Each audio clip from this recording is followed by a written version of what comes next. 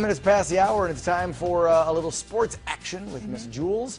Some fun stuff over the weekend to watch. You and Baxter were busy. Of course, Baxter and I were busy. International competition, hockey, soccer, and then some great local stories as well. And take it away. Interestingly enough, it's been fascinating to watch Team USA in the Women's World Cup. And they did struggle earlier on Friday afternoon against Sweden and had to settle for a 0-0 draw. And while that's not a loss, a victory for the ladies would have secured them advancement in the Women's World Cup. Instead, the red, white, and blue are facing more questions about their ability to score goals. And the woman who has scored more goals than any other player in U.S. history, you saw her right there, Abby Wambach, she says that the playing surface has a lot to do with their quiet offense. Abby Wambach publicly decried the turf this year that the World Cup is featuring and is being played on as the reason that the Team USA is having trouble scoring goals. Why? It's because it's the first time the World Cup has ever been played on anything but grass. In fact, a coalition of women's soccer players, including Wambach,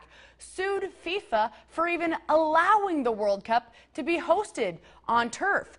Temperatures exceed 120 degrees. We're complaining about the heat here. Imagine playing soccer in those kind of temperatures. And players can be seen slipping. Wambach even said her customary headers, they're not bouncing the way they usually do. She pointed to the field turf. Now, not everybody's buying that explanation, but it should be interesting to see what happens. The women play Nigeria tomorrow in Vancouver, and they do need a pretty resounding victory to reclaim the presumption that they are the top team in all the world. Meanwhile, our local soccer club, Desert United, they will be in attendance at tomorrow's game against Nigeria. We got a couple pictures from them. There they are on their way, headed to get to go not only play internationally, but check out USA versus Nigeria. Have a lot of fun, ladies. Meanwhile, the Golden State Warriors, they're well on their way to an NBA championship thanks to the NBA's MVP, Steph Curry. They took a 3-2 series lead over the Cavaliers last night in Oakland, and the Warriors beat the Cavs 104-91. The game was far more exciting than the 13-point final would indicate,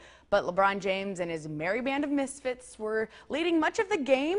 But then in the fourth quarter, Curry was just phenomenal. He finished with 37 points in 42 minutes, but needed to be treated for dehydration after the big-time effort that included 7 three-pointers and, as I mentioned, some daggers in the final minutes. LeBron James finished with yet another triple-double, but in another loss. 40 points, 14 rebounds, and 11 assists. It was a fascinating game. As I mentioned, the Warriors one victory away from their first NBA championship in 40 years. Meanwhile, the Cavs going back to Cleveland tomorrow night. Can they hold them off? That's it for sports, brought to you by Legal Docs by me.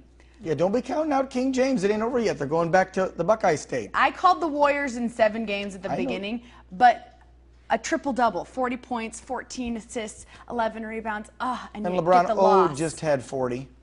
Well, yeah, but not many other guys are stepping up for Bron. They're gonna go home. Yes. To Ohio. They're gonna win that one. They'll win Game 6. Yep. It'll come down to that last one. Game 7. And Game 7 is in Ohio. No, it's in Oakland. The Warriors have, and by the way, the Warriors lost 4 games at home all season, but that does include Game 2. The Cavs did beat the Warriors in overtime, Game 2. So anyway, it'll be great. Okay, that is going to be a great one. It's going to come down to 7. You're right. Okay, 25 minutes past the hours.